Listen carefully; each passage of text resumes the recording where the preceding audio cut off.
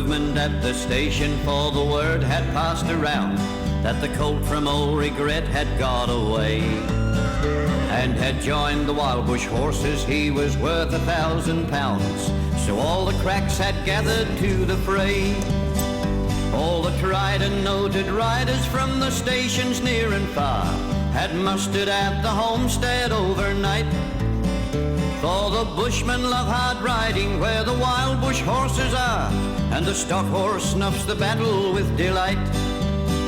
There was Harrison, who made his pile when Pardon won the cup, and the old man with his hair as white as snow. But few could ride beside him when his blood was fairly up. He would go wherever horse or man could go. And Clancy of the Overflow came down to lend a hand. No better horseman ever held the reins, for never horse could throw him while the saddle girths would stand. And he learned to ride while droving on the plains. And one was there, a stripling on a small and weedy beast. He was something like a racehorse undersized, with a touch of time or pony, 3 parts thoroughbred at least, and such as are by mountain horsemen prized. He was hard and tough and wiry, just the sort that won't say die. There was courage in his quick, impatient tread, and he bore the badge of gameness in his bright and fiery eye, and the proud and lofty carriage of his head. But still so slight and weedy, one would doubt his power to stay, and the old man said, "That horse will never do. For a long and tiring gallop, lad, you'd better stop away. Those hills are far too rough for such as you." So he waited sad and wistful, only Clancy stood his friend.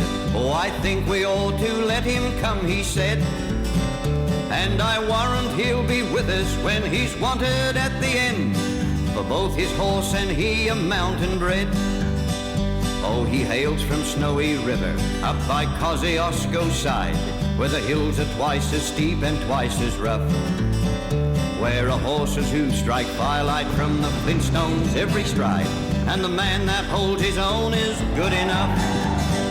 And the Snowy River riders on the mountains make their home, where the river runs those giant hills between.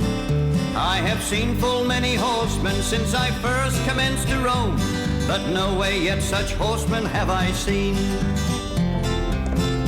So he went, they found the horses by the big mimosa clump. They raced away towards the mountain's brow, and the old man gave his orders, "Boys, go at 'em from the jump. No use to try for fancy riding now. And Clancy, you must wheel them, try and wheel them to the right, and ride boldly, lad, and never fear the spills. For never yet was rider that could keep that mob in sight, if once they gain the shelter of those hills." So Clancy rode to wheel them. He was racing on the wing, where the best and boldest riders take their place. And he raced his stock horse past them, and he made the rangers ring with his stock whip as he met them face to face. Then they halted for a moment while he swung the dreaded lash, but they saw their well-beloved mountain full in view, and they charged beneath the stock whip with a sharp and sudden dash, and off into the mountain scrub they flew. Then fast the horsemen followed, where the gorge is deep and black, resounded to the thunder of their tread, and the stock whips woke the echoes, and they fiercely answered back from cliffs and crags that beetled overhead. And upward, ever upward, the wild horses held their way, where Currajong and Mountain Ash grew wide. And the old man muttered fiercely, "We may bid the mob good day. No man could hold them down the other side." When they reached the mountain summit, even Clancy took a pull. It well might make the boldest hold their breath. The wild hop scrub grew thickly, and the hidden ground was full of wombat holes, and any slip was death.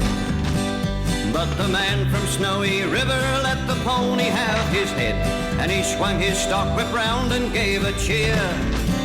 and he raced him down the mountain like a torrent down its bed, while the others stood and watched in very fear. He sent the flintstones flying, but the pony kept his feet. Oh, he cleared the fallen timber in his stride. And the man from Snowy River never shifted in his seat. It was grand to see that mountain horseman ride.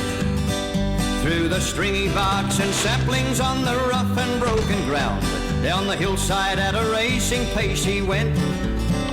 And he never drew the bridle till he landed safe and sound at the bottom of the terrible descent. He was right among the horses as they climbed the farther hill, and the watchers on the mountain standing mute saw him ply the stockwhip fiercely. He was right among them still as he raced across the clearing in pursuit. Then they lost him for a moment where two mountain gullies met. In the ranges over the final glimpse reveals, on a dim and distant hillside, the wild horses racing yet, with the man from Snowy River at their heels. And he ran them single-handed till their sides were white with foam. He followed like a bloodhound on their track, till they halted cowed and beaten. Then he turned their heads for home, and alone and unassisted brought them back. But his hardy mountain pony, he could scarcely raise a trot. He was blood from hip to shoulder from the spur, but his pluck was still undaunted and his courage fiery hot, for never yet was mountain horse a cur.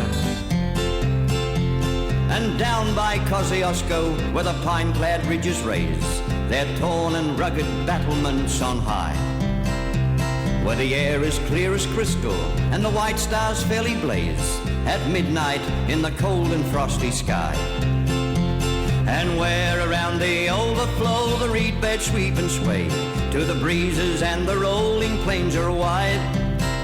Oh, the man from Snowy River is a household word today, and stockmen tell the story of his ride. And stockmen tell the story of his ride. And stockmen tell the story of his ride. And stockmen tell the story of his ride.